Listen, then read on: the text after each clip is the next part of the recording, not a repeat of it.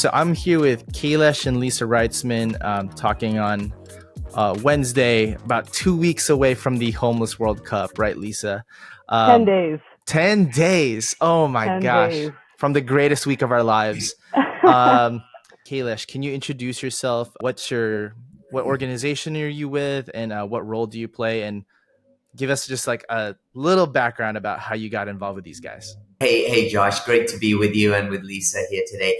I work for a company called Ernst & Young, EY. I've been with them 33 years. I'm a partner based in Silicon Valley in California.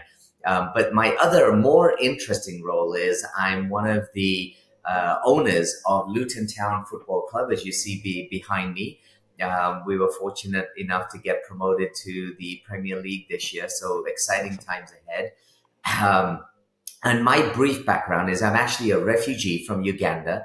Left there many years ago, was a nomad for several years across East Africa to India, eventually ended up in England, where I learned to speak English and really learned a lot about what has shaped me today in terms of how to help our communities, refugees, immigrants, people in need, what's it like to live in poverty. And so eventually, when I had the chance to come here to Silicon Valley and work from here, I've been involved, and it's great to be supporting the Homeless World Cup soccer coming up and street soccer and what Lisa and her team are involved with. So thank you for having me, Josh.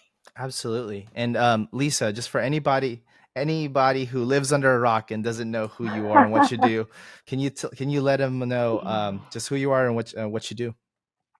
Thanks, Josh. Yeah, my name is Lisa Wrightsman, and I've been the managing director for Street Soccer USA in Sacramento for quite a few years now. Very passionate about the work, very passionate about the impact it has on adults and youth, and fortunate to be bringing the Homeless World Cup here to Sacramento. I was a player back in 2010. And we're really bringing it full circle now. So yeah, we're pumped. 10 days away. 10 days. Well, that's awesome. Kailesh, obviously you're super passionate about soccer. Talk to me first about what soccer means to you. Obviously, you don't get to a point where you're involved in this many soccer organizations, even coming to ownership for a Premier League team, which is surreal. That's amazing.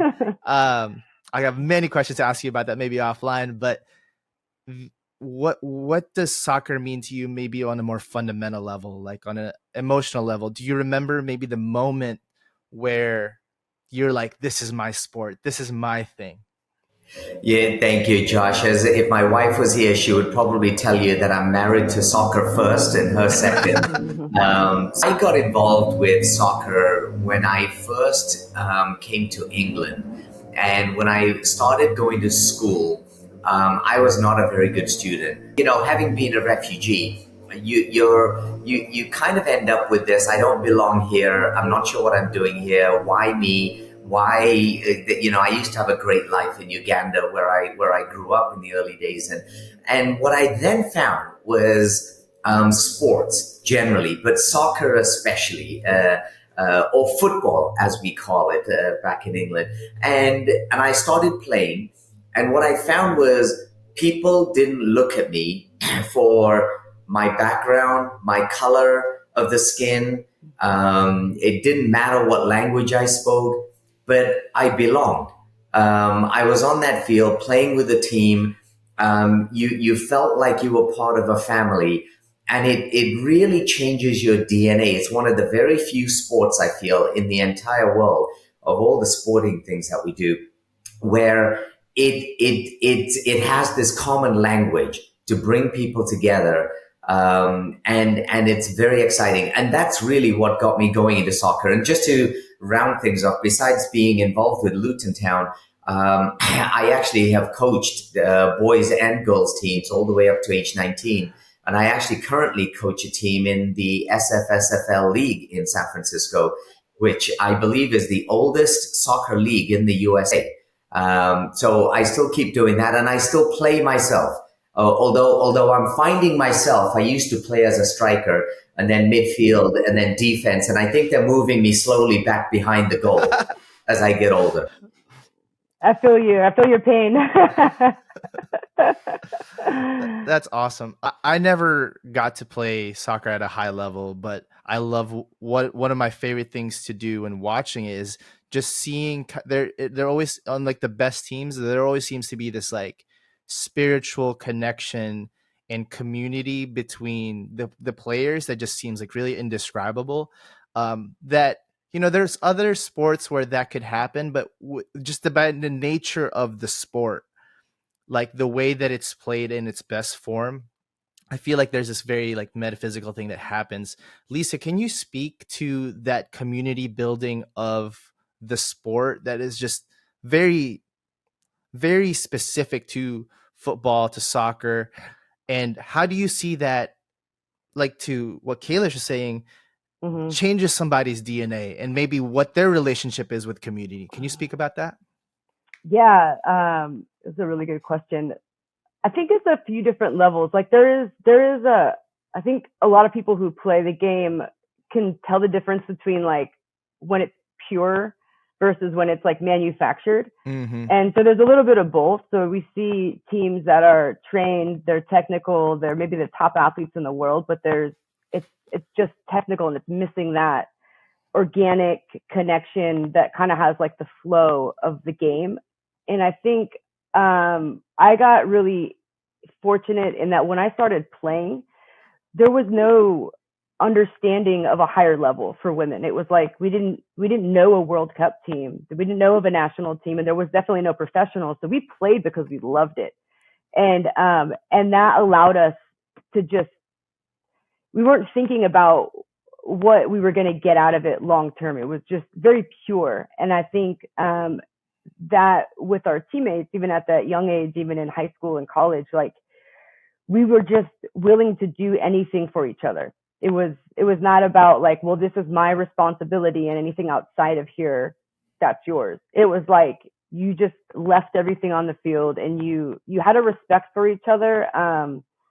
It's like if you're going to battle with someone, a switch just goes off and you're in it. And I think when the game can be pure like that, you interpret people differently. It's not like a relationship or an association. It's I don't know how to explain it. It's just a part of the space. So when you're talking about like spirituality or kind of spiritual connection, you're no longer seeing somebody as an individual. They're a piece to this larger thing that has to be there. I don't know if that makes sense. No, but that makes a ton of sense. It's almost like you lose your like feeling of like separation, like I'm a player, you're a player, you're a player. No, it's like more like we're a team. Without getting too socio-political right now, like I think is what we're missing as a greater society right now. Like we're not all like separated. We are all part of the same team. Kailesh, like how does sport fit into social change? Yeah, that's a really good point, Josh. And I'll share a few things that I've learned along my many years of being a nomad and meandering across 4 continents. When you're out on the field and you're playing soccer or football, there are so many life lessons it teaches you. The first is it's not just about me. It's a team sport.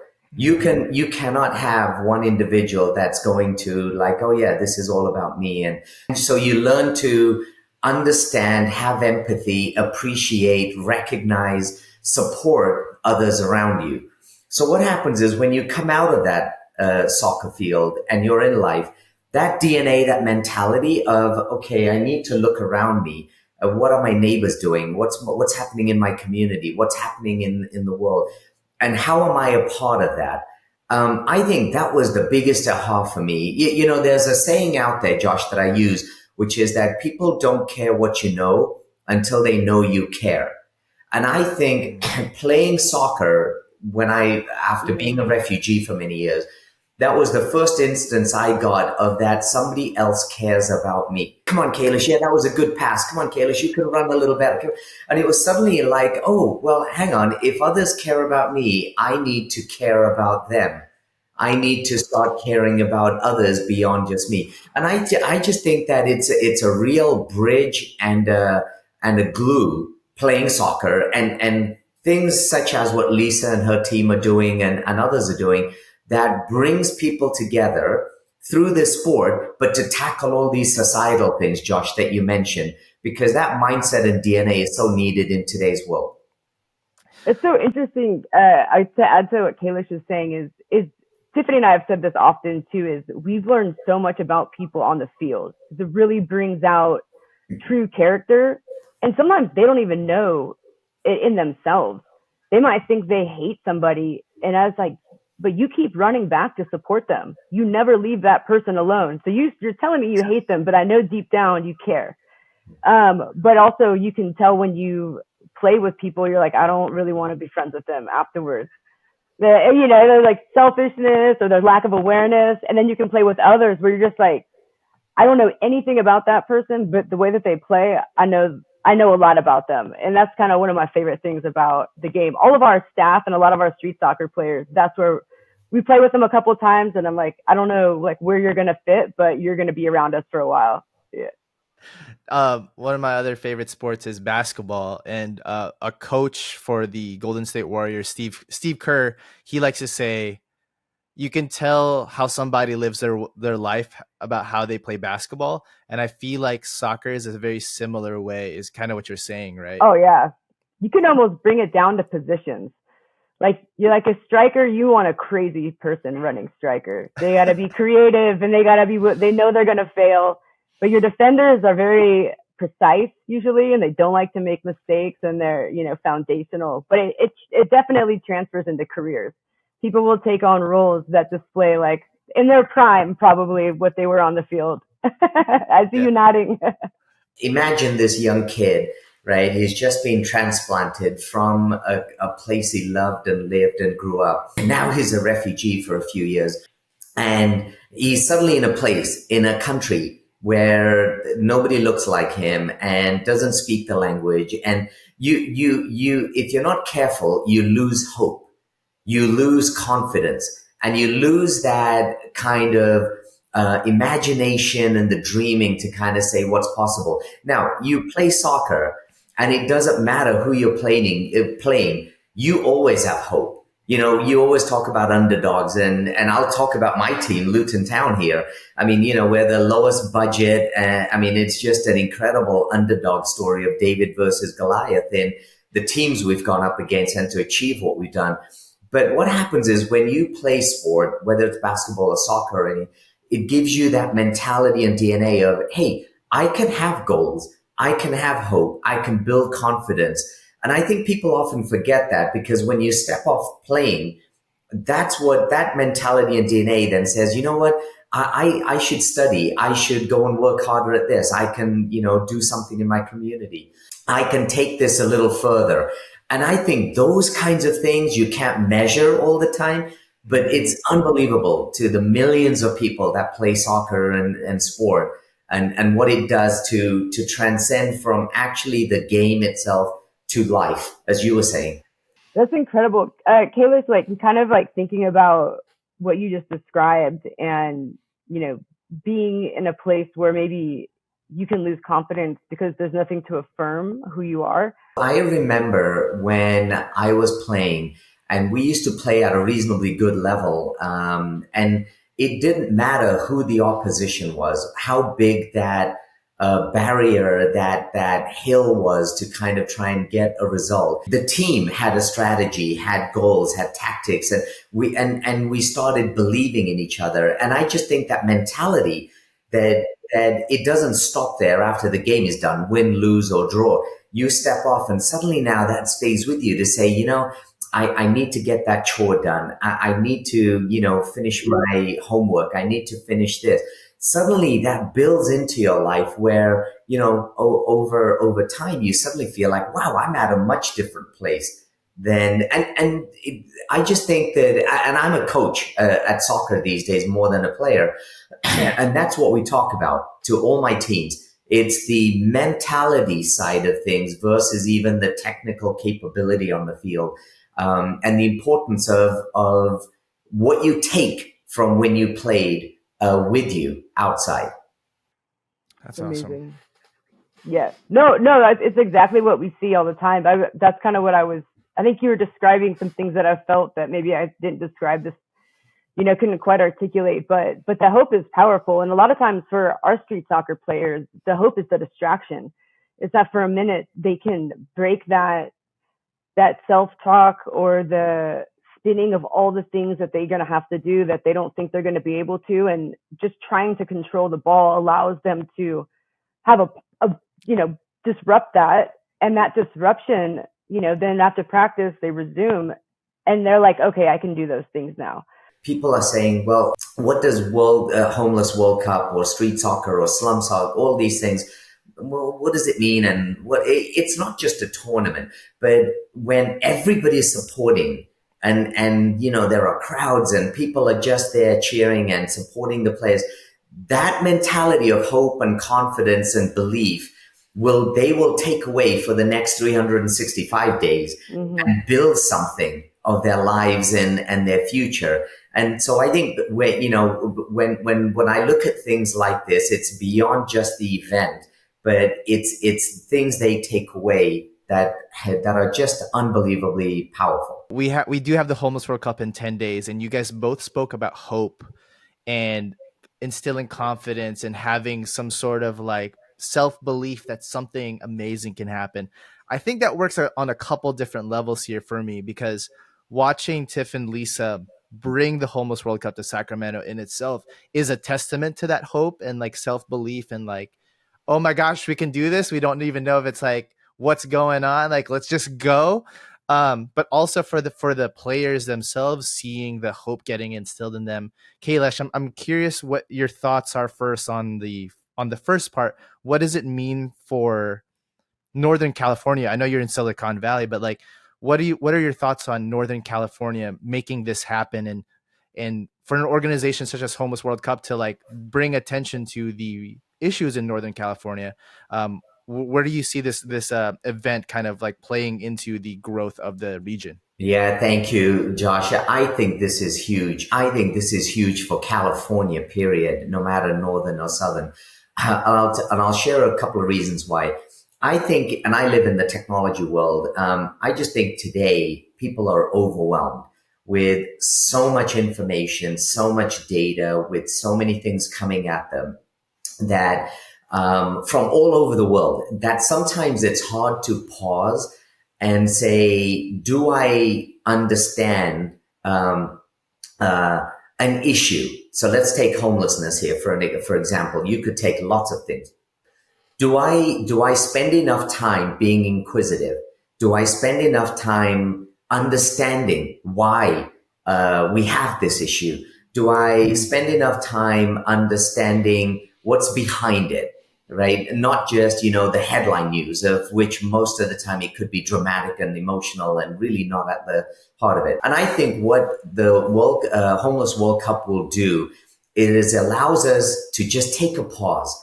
And over that week, just focus on, okay, this particular issue, this particular challenge that we face everywhere in the world, right? I mean, we may be talking of, hundreds of thousands of people having this issue in the US, but it's millions across the world. How do we really focus on that? And so I think that that's what this is going to do, is to bring that front and center in a hopefully a fun, collegial, entertaining way, right? Because it's sometimes very hard. If I usually have a checklist of like all this data when I'm meeting with people for sponsorships and things, and I rattle off and they'll look at me with deer in the headlights. But this allows us to do it in a kind of fun way of watching players and saying, hey, look, they live this life, and this is how we can kind of maybe move this issue along and try and find some solutions around. Absolutely. Lisa, I know you've spoken, countless times about the impact that it has on the players. What does this event mean on maybe the individual level? The individuals that are coming and that are participating will be impacted beyond this event forever. Like, this will be something that restores their belief in themselves and their abilities, and that there are people that are rooting for you. Like, I didn't know that when I was a street soccer player. I I assumed that there was not another person that would want to understand what I was experiencing, but also like on a level, just commend the commitment to changing, because it seems like everybody else just knows what they're doing. And so I think this will be a space for the players to realize like there are people around the world, there are people that I don't even know who like believe in the spirit of the human person and like that redemption, you know. It's not and we don't always get to be surrounded by those people. Maybe it's a one-off, you know. So I think for the players, seeing that, feeling that, and it being honest, and people really be like, dude, I don't know you, but like I see the way you play, and like I want like continue doing that. You're on track. Like go be the best version of yourself. A stranger saying that to somebody is crazy meaningful. And then also the community, I think needs a positive story. This isn't the end of these conversations. You know, they're exhausting. They're very divisive, and they're difficult, and they're emotionally draining. But especially when you're having those, it's important to see like the other side of it. What happens what does a win look like? I don't even know if we know what that looks like anymore, because we're just drowning in the disparity of it. So hearing people succeeding, hearing that their success has been rooted in things like connection, relationship, soccer, those are very tangible. Those are accessible. We can replicate those as much as we want. So I think too, hearing that the solution for a lot of these players is not some golden ticket that just landed on them, and it's actually really, you know, things that we can do will be helpful for the community to hear. And then again, it's just like, you know, when you watch a good movie, you're just like, I just needed that boost. Like this is so many of those stories, so many of those emotion and moments where you're like, we can do this. Like, so I think that's what I'm hoping for and expecting. The players, hands down, will go back home very differently. And I think Sacramento is in a unique situation to support them because they are aware of the tournament. We've been talking about this for a long time. So I think we'll actually have more community support than they have in the past at most of these, which is going to be incredible. This notion of how one person can make a difference, all it takes is one to pay it forward. I'll give you a very personal example, and especially if it's a stranger, as you mentioned, Lisa. When I was in England studying, as I mentioned, I was a terrible student, but I would drag my feet and my bag into school. I mean, it's like I really didn't want to go. I was like, what am I doing here?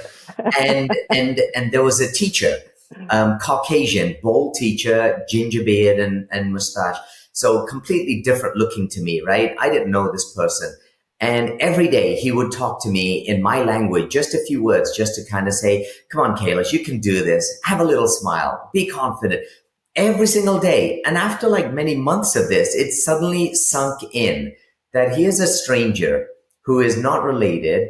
I don't see them outside of this particular event of school here. And they're trying to encourage me to be a better version of myself, as you said, Lisa. And something clicks and something changes in you that says, you know what? If somebody cares about that, I should care about me and I can do better. And so for many of these players, it's probably the first time they've traveled overseas. I mean, they're coming to a wonderful city of Sacramento.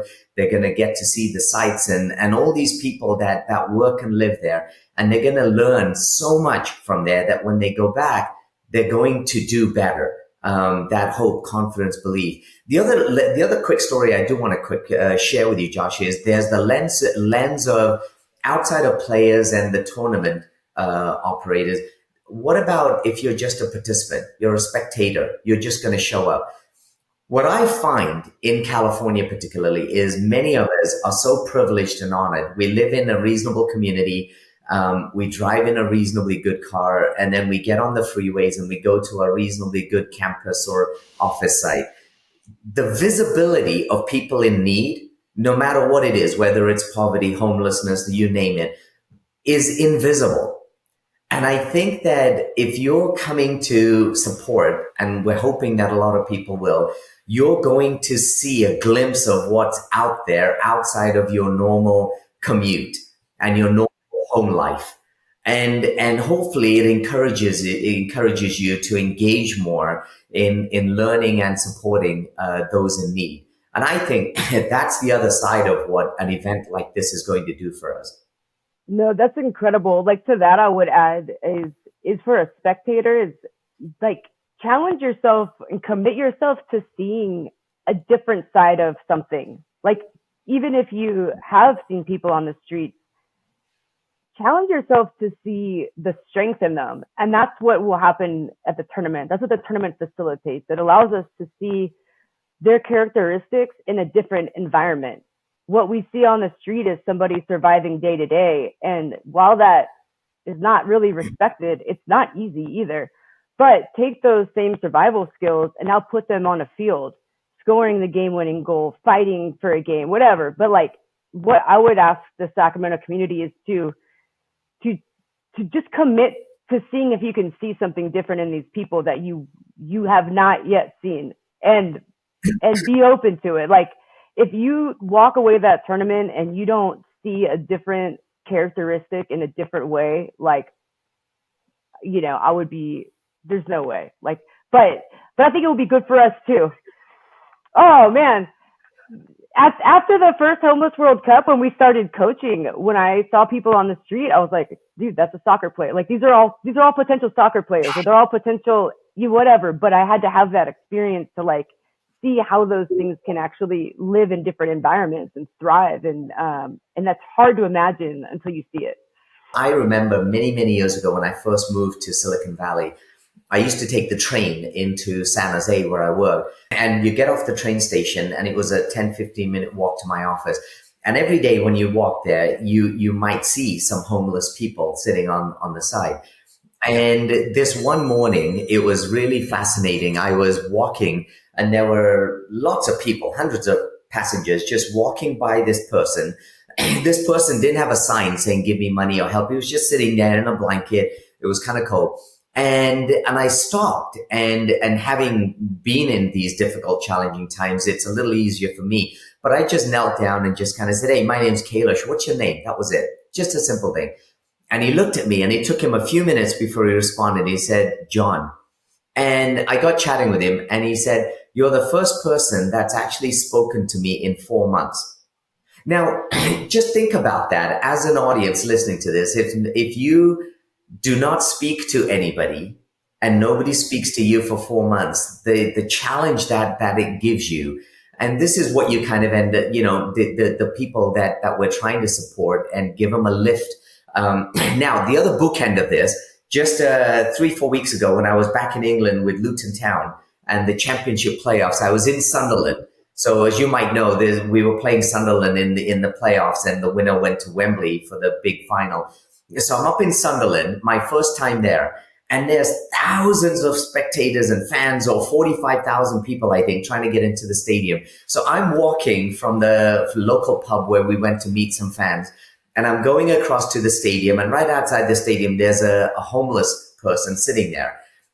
And I walk by to the food stall, and I asked the lady, I said, is that person there all the games? And she goes, yeah, he will just sit there. And he didn't have a board or anything. So I bought some burgers and some food and some drink, walked back over there, gave it to him.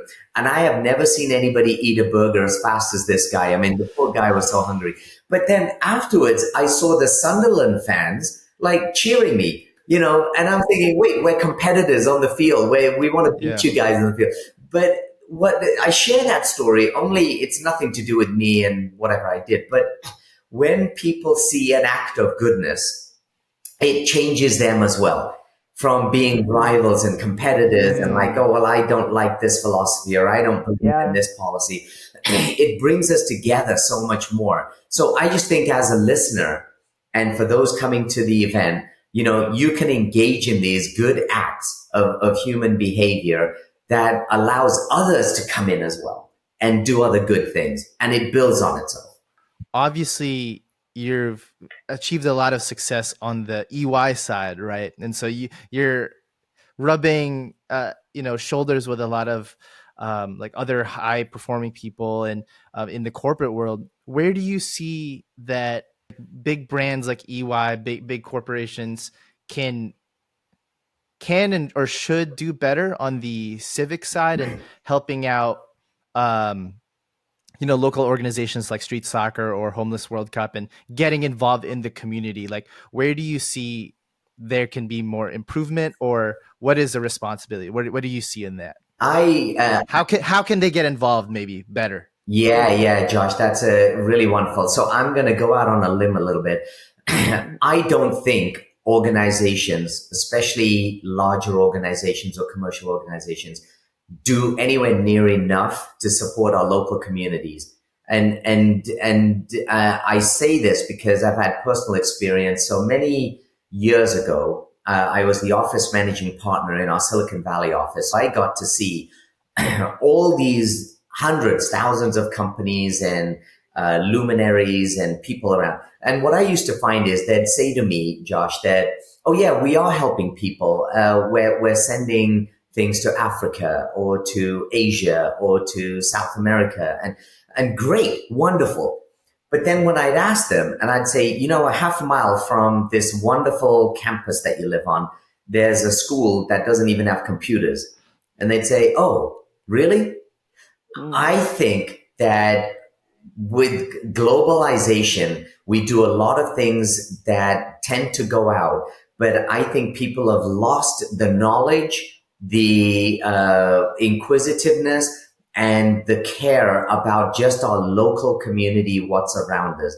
And I feel if we can get into the mindset of paying attention to what's around us and lift that, that will in itself lift the rest of the world as well around us. Like a ripple effect. Exactly. Yeah. Exactly. I love that. I mean, there are plenty of needs right here. I talk to a lot of people overseas, and they look at me and they say, oh, you're in Silicon Valley. Everybody must be rich and everybody is doing great. And you've all got these tech companies and you guys have robots at home that do your laundry. And I say to them that it's amazing to me how many people are in need right here in California, in Silicon Valley, in the areas. And I just don't think that there's a spotlight on that to say, let's help our local community before we go somewhere else. Let's look around what's around us and then lift that group up, and then we'll go and do other things.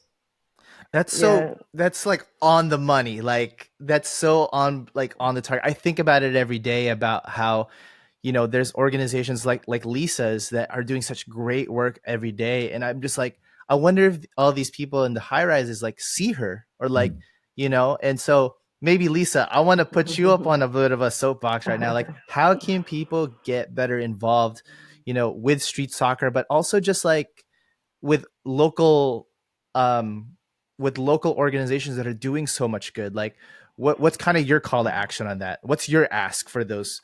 I mean, I don't honestly donate to us, sponsor us, support the event. We do good work. We can do as much good work as we have the resources for. But I think the root of it is there's like a judgment thing that's keeping people from giving, like Kailesh said, like, why give? Yeah, sure. Like there's need all around the world, but there are plenty of elementary schools here who have nothing. And that's, and there's like a thing that I feel like people have homelessness is tricky because it also the problem costs a lot of these corporations a lot of money. The retail stores, like this is affecting those workers day to day and their numbers and their performance. So there's also a hesitation of like, why am I going to give to people, this idea of a person who's literally making everybody else's life difficult so it's complicated. I think it comes down to judgment and belief, though. Like if you believe that people will take an opportunity and work for it and appreciate it, and like there's a thing with enabling, but it's like all of these organizations can do all of the work as we have resources for, and especially support them if you don't want to do it. But the problem's bigger than that, unfortunately. Like these nonprofits, we can't cover the ground by ourselves, but without us, the problem would be much larger. So we're just, trying to keep doing what we can to get people to recognize like the investment is valuable. What you're giving will go to a good cause. And I think we're just trying to get as creative as we can to send that message, because we desperately do need the support. We're feeling it in Sacramento. We're feeling it in the state. But there is a hard reality of like people feeling resentful of having to give when they don't feel supported. So it's like Kailesh's point of when someone else sees someone else like giving, it softens it. It's like meet them with a smile, you know, and that is a very long answer to your No, ask. I think what's really good perspective too, because you know my initial question to Kailesh could have been thought of as like, you know, we should just throw money at it. We should just throw money at it. And I guess what you guys are both showing me is that that's only a part of the puzzle, because we can throw money at a problem as much as we want, but if the hearts of the people around the problem don't change, then all that money in the world's not going to actually do anything. So even like I feel like as like, you know, like, you know, like the Grinch, when like my heart like was like small, like even I just like had a little bit of a like a mindset change now. Like you can't just throw a bunch of like commas at something. And you guys are both doing such good work on that, and I appreciate that perspective right now too. Josh, just to add something to what Lisa was saying, I think, yes, you can give money. Yes, you can give some time, volunteer. But I personally feel the number one ask that I have of everybody and this audience is being a little bit more curious and inquisitive. I think that with all of the fake news and all of this overload of information and stuff, I think you owe it to yourself as a human being, as an individual, to spend some time and do your own research and be inquisitive and understand the problem just around you in your community. Ask questions. I think once you are smarter in that and you understand, like people use the word homelessness, right? But we all know that it's not peanut butter spread. There isn't one kind of homelessness, right? I mean, it could be due to financial difficulty and poverty. It could be addiction. It could be mental health issues. It could be a lot of reasons. So the solutions to those are many. It's not one. And I remember we did a project with the mayor of San Jose, Sam Liccardo, many years. And what he did was to get corporations involved. We adopted entrance into San Jose. So it was called the Gateway into the city. And basically under the underpass, so you all know when you get off the freeway, you know, it's the underpass, and usually there are people staying under there in tents and homeless people. And so we adopted one near our office. And the idea was every single week, we would have volunteers and people walk over there and we would help clean up. We would just even talk. We would even just bring some food. And what happened over the span of a year is we had people that actually came out from being homeless and poverty. They were living in shelters. They were actually working. And I remember we did a press conference once where we had a graduation, as we called it. Like this person who was living on the street, and a year later, they were actually a productive human being in our society, and lifting others with them. And so I think there are many, many ways that we can get engaged with. And to Lisa's point, if you can just suspend your judgment for a second, and just be more curious, just go and learn about why this is happening. I'm absolutely certain we have good people in California here that will then engage in the right way, whatever that is. Yeah. Well, that's the thing is, I think like that. We go to the ask is like for this specific event, just be open-minded and come for a day, come for a night, because it's free. We can't, I don't know what else we could do to make it any easier to try to make it comfortable for someone to come in open-minded and suspend the judgment. Like it's not work. It's not hard. The hardest part is getting there and just take it in. So that's kind of my ask is we have the volunteers. Of course, we're raising money. Of course, we need sponsorships. But like, if you have it in your heart and you're interested in being curious, attend and just come and check it out, and you will hear something, listen. But yeah, suspend that judgment for a couple hours and show up. That would be, I think that's the most meaningful thing we can do this next the next 10 days and during the week of the event is we do need people to witness it.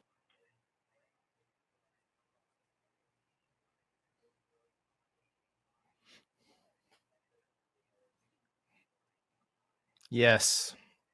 Yeah. I love that.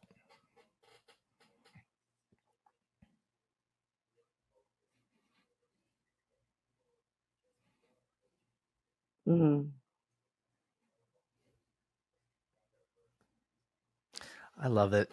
You guys are just making my whole like month right now with a good energy, but also like it doesn't feel like it's. I'm gonna edit this part. I just want to actually tell the two of you guys like truly like I think there's like a level of like delusional positivity that happens around problems like this, but I feel like even just like the call to action of be curious, the Walt Whitman quote that I took from Ted Lasso is like be curious, not judgmental, right? And so Yeah. like even just that as a fundamental base layer of how we should proceed with problems such as this, asking questions in like a genuine way will is more than just like a big lump sum donation check from some like random corporation. It's like it's the people like you guys that are in the weeds asking those questions, but also inspiring not just the next generation but the people around us to ask those questions too. That's where we really start to dig up the problem and make some change. So I appreciate both you guys' positivity, but actual practical positivity on that, so I love that so much. I know we're getting a little close to the end of the conversation here. Let's do some just like last thoughts. Lisa, we'll go with you first. What are you most excited of? I know it's going to be really tough to say, so maybe let's do a top 3, just rapid fire. Okay. What are the 3 things you're most looking forward to Homeless World Cup? Sharing it with our community, being in it, just being a part of it for another year because it's my favorite space in the whole world. Yes. And also actually the third is we've got Ukraine coming, a team of Ukraine folks that have been displaced from the invasion in Russia, and like 5 of the biggest clubs in Scotland who typically do not work together well have all chipped in to get them here. Wow. And so it's kind of an incredible underdog story. So I'm excited for that team particularly, and ours, obviously Team USA too. And Kailesh, obviously, I'm excited to see you at the event. What are your top 3 things that you're looking forward to the most? What are you most excited about? I think just the atmosphere is going to be absolutely great, and we should thank the Sacramento State and the environment there. I know where the games will be played, but it's just going to be a fabulous environment. And I actually am most worried that you might need some bodyguards, Lisa, to hold me back, because I'm one of those fans that'll take my shirt off and I'll run onto the field. And I'm going to join you. Don't worry. Yes. So the hooligans welcome. Yeah. And I'm actually really excited to just meet some of the players. There is nothing more rewarding than just talking to them and just asking them like, hey, tell me a little bit about you. And it's just incredibly inspiring and humbling. And so I'm looking forward to meeting them, and it's going to be such great fun. Yeah, absolutely. Awesome. Well, thank you guys for the time, and everyone for listening. Thanks for spending this much time with us. We hope to see everybody at the World Cup, the Homeless World Cup. But also, hopefully, you guys are getting more curious about the issue at hand and wanting to be more curious about how you can help pass the event. I know that's a big thing for our street soccer team. So thank you again, Kailesh, and thank you, Lisa, for the time, and hope to see you guys soon. Thank you, guys. Thank you.